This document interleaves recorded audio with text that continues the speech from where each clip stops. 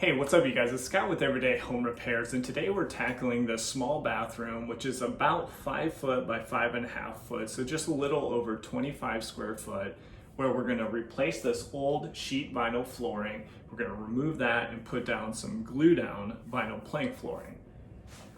The glue down vinyl plank flooring is made by a company called Apple Valley. Now this one I specifically found at my local flooring supply center, which in your area you might have looked at flooring at Home Depot or Lowe's or your big box store, but don't forget there's usually a specialty flooring shop which has awesome stock, a ton of knowledge, and true professionals, and that's where all the flooring pros will actually go to get their products. You can go there as well. You're gonna have a lot more knowledgeable people to help you through your project. So I do recommend you looking in your area for your specific flooring, usually supply house or professional flooring provider. So this one's a pretty thin product. It's only 2 millimeters thick, but because you're gluing it down, you really don't need that, 7 mil of like a floating vinyl plank flooring. It'll still feel awesome and be a really good finished product. So this project is going to be broken up into 3 phases, which I'll walk you through. In each phase, I'll show you the tools that we're going through, and then I'll actually progress you through this project behind me. Step 1 will be removing the old floor. We're not going over this floor. I want to get it down to the concrete and make sure everything's perfect before I go on to step 2, which will be laying down the actual glue or adhesive. So I'll show you how to trowel that out and get it set up. So then you're ready to go into step 3, which is truly laying down the planks, the vinyl planks themselves. It's a very approachable project. I do recommend you guys try this yourself. You can save a ton of money from the install cost or labor that you'll have to pay. And it's just a great weekend project. So hopefully this video helps you out, and let's jump into step 1 and start to get this old flooring out. So we'll start off with the tools we need for step 1. And that's gonna be your heat gun, a razor blade, a small scraper, and then that large scraper, which will give you more leverage if you need it. Now each project is going to be a little bit different, so you might use all of these tools or you might just use the hand scraper. So you'll start off in one corner. Here I have a little doorway to a utility room, so that's where I'm starting, and overall it's coming up really easily. So I'm able just to use the hand scraper without applying any heat, and I'm getting up all the flooring and really not leaving behind much. So I continue to progress through and really can just kind of pull the flooring up at this point, being careful around your drywall, around your vanity, where you don't want to pull too hard and then damage the drywall, damage your paint. So just take your time, and then as you progress through, you can cut off or rip off the piece of flooring so you have a little bit more room to work, especially when in a small bathroom like this. Now I'm coming to the gripper bar where the carpet will interface with the flooring. What I want to do is actually get the vinyl pulled out underneath the gripper bar. I do not want it to break right at the threshold where there's still some flooring underneath the gripper bar. So I'm trying to pull it out around the nails that are holding the gripper bar into the concrete. So I'm removing all of the glue and trying to get leverage where I can actually pull that around those nails. Not the easiest thing to do, and I'm probably gonna need a little assistance to get this last small piece out and make sure all the flooring comes out. So what I'm gonna use is just some channel locks and then 2 small pieces of scrap wood to distribute out the force. So this way I can get a good hold and not just rip. If I just use the channel locks, it's just gonna rip the flooring. So I can get a good hold and then pull out the flooring around those nails where now I have no flooring underneath the gripper bar, and I will try to put the vinyl plank underneath that to make a nice smooth end product. So I'll pull this last little piece of flooring out, and it didn't pull exactly clean there, so I do have a small piece that I need to take a flathead screwdriver and kind of pry out from underneath.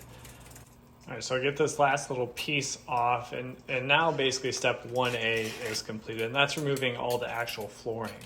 So going into 1B, we still need to prep the surface. We want to make sure all of the old debris, all of the old glue, everything is removed. Even like if there's caulk along the tub or along the vanity, remove everything and get it down and ready so we can move on to step 2. So this is an example. So you need to even take up all this old glue, which can take some time, and you can just use your scraper, or you can apply some heat. Probably don't apply too much heat or you're just gonna melt the glue and kind of make a mess. But if you warm it up a little bit, you usually it helps with scraping it off.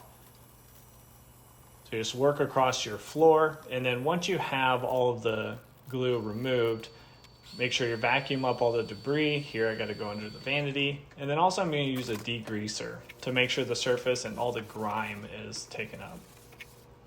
Now check your floor. If you have any holes like this, you will need to fill those. This flooring is only 2 millimeters thick, so it will not do well with any bumps or holes like this, which will show through. So this is just a pre-mixed skim coat or patch you can get at any hardware store. And I'm just striking it off with the scraper I used before. So what we want to do to start off step 2 is make sure we have the plan for the flooring and to get a reference line to use for that first plank that's going to go down. What I'm going to do is measure 6 inches back from this wall, and my flooring is 6 inches by 48 inches. So I'm going to make 2 reference marks here, referencing this wall, and using the straight edge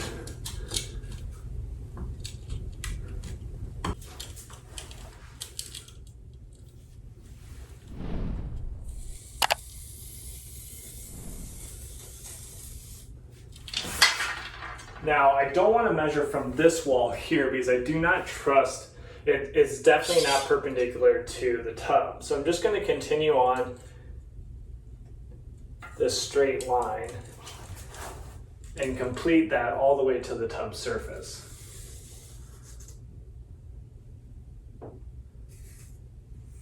So now I'll be using this straight line starting from the door, and I'll use a whole piece going under that gripper bar that we talked about earlier. That's why we got all the flooring out of it. So I'll be going right to this line. Then I'll bring in a 32-inch piece, also going under the gripper bar. And then I'll finish off with a 16-inch piece. So that will be my staggered seams that I'll use, and then I'll fill everything in from that and then complete the flooring. But I have a plan of attack, and then also I'll be able to put glue on the whole floor here, let it set up, and then you have a couple hours of working time, and then I'm going to be putting glue starting off right from the doorway. So I'll be able to work the floor, and I won't be like isolating myself out where I have to jump over glue and have some issues. So that's my plan of attack. Now I'm going to put down the glue. All right, so now kicking off step 2 officially, after you had your plan of attack set up, I'm just going to use my glue here, which was from the same flooring supply outlet, and it's a Bostik Unilock product that they recommend to go with the flooring. And then all you need is a trowel, and this trowel has square notches that are 1/16 of an inch thick, which is recommended for this glue. You don't want bigger notches than that because that's going to leave behind too much glue, which is going to be wasteful, take longer to set up, and possibly when you're putting your flooring down and when you're rolling it, the glue might squish up between the lines in the 2 planks, and that is a pain in the butt to clean up. So 1/16 of an inch is all you need, and you'll be able to spread that evenly throughout. And then make sure you're not leaving excess anywhere, because again, it takes longer to set up, and then that could cause you issues later on. So I'm gonna start spreading the glue and then let it set up. So starting in one corner, I'll start to spread out the glue. And I mean, I'm not a pro at this, right? So I'm not gonna spend a lot of time on my technique. I'm using about a 45-degree angle to spread the glue. I'm trying not to leave behind any excess glue, so everything is 1/16 of an inch high, made by the U-shaped trowel. I use the thinner side when I'm going up against the wall or up against the tub, and then the broader, wider side to spread across the floor. One thing to note, I do use this product, this Goo Gone here, to clean anything up. So if glue gets on anything, especially the trowel, to clean it up afterwards, it worked awesome. And there's a link in the description for your reference. So I'll just finish this off, and then I'm gonna let this set up for about 1 hour.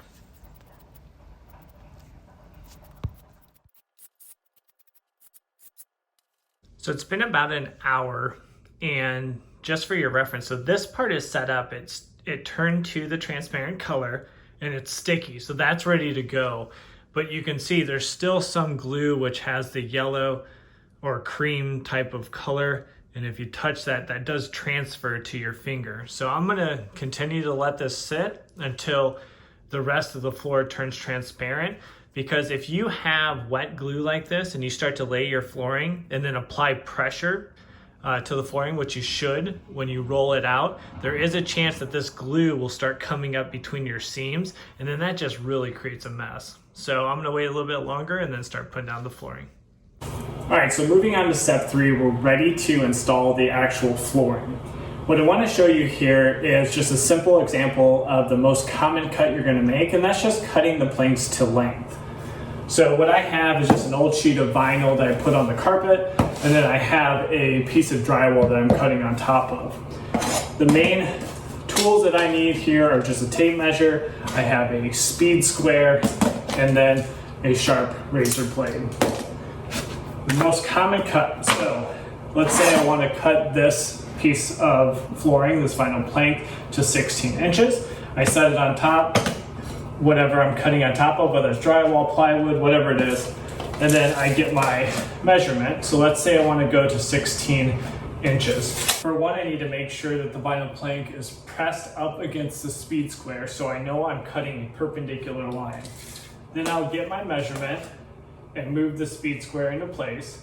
Here, the example, I'm just doing 16 inches. Applying pressure down to the speed square, I'll take my razor blade, cutting along the line, and I'm really just scoring the surface. You can do 1 pass or 2 passes, whichever you prefer.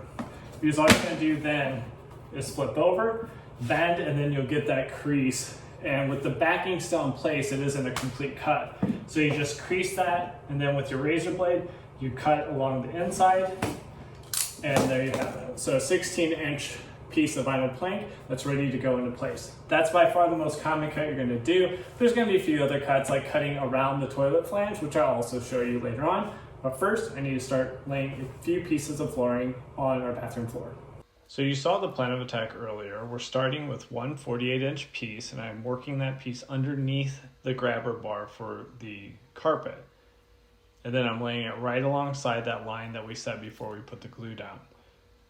Then next will be a 32-inch piece, taking my time, getting it under the grabber bar, and then also making sure that it lines up perfectly with the first plank. And then we'll finish off these first 3 with a 16-inch long piece. And then that's the pattern. This pattern will basically establish all other planks that we put into place. And then I'll roll those out just slightly. And that's not the only rolling. At the end, I will roll it in the opposite direction, so side to side. All right, so I did need to notch out that plank to fit, and that is going to be fairly common depending on your walls, your vanity, your doorways, your thresholds, anything else that you're going to have to work around. So I do want to finish off this first line so I know that everything is going to be based off of that. And then I'll fill in the left side here so that I'll be working from left to right across the bathroom. And now I'll just start knocking out the rest of the floor.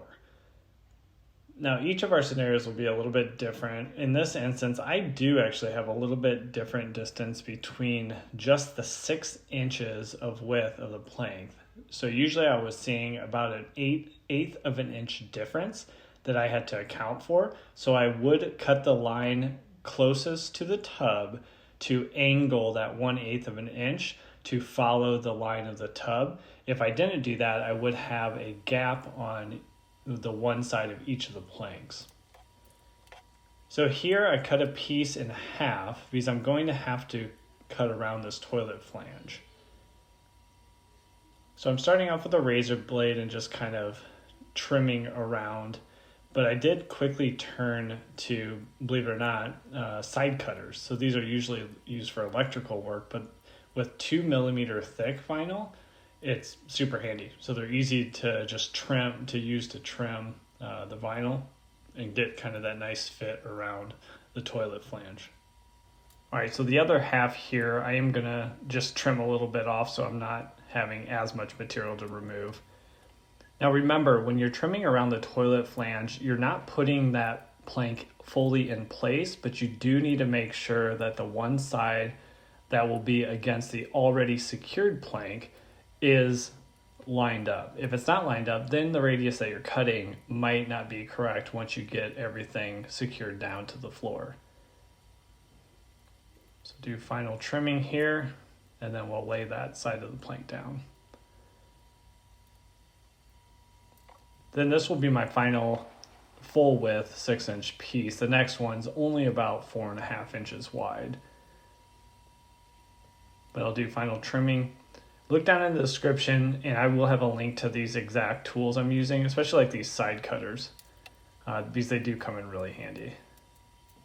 And then there's the 4-inch piece. Once it's in place, then I'll go back through and roll everything side to side. If you have a bigger floor, go ahead and rent a 100-pound roller. Then just take the Goo Gone and a rag and remove any excess glue. So that finishes up the project, and overall the floor looks great and feels great. When I put the baseboards back in and run a bead of caulk here by the tub, it's perfect. I really recommend the glue down product, especially for like rentals or high traffic areas. For me, this is going to be a rental, so I'm able to heat up one plank, remove that, and address the damage to that one plank. So it really extends the life of the floor, at least from my perspective. I do recommend looking down in the description. You'll see the exact product flooring I was using, the glue I was using, and then all the different tools, especially this little guy, the side cutter secret weapon, that really helped out when cutting around the toilet flange. But before you take off, don't forget, if you haven't already, subscribe to our channel, as we have videos like this coming out on a weekly basis to help you with your home repairs around the house, and we'll catch you on the next one. Take care.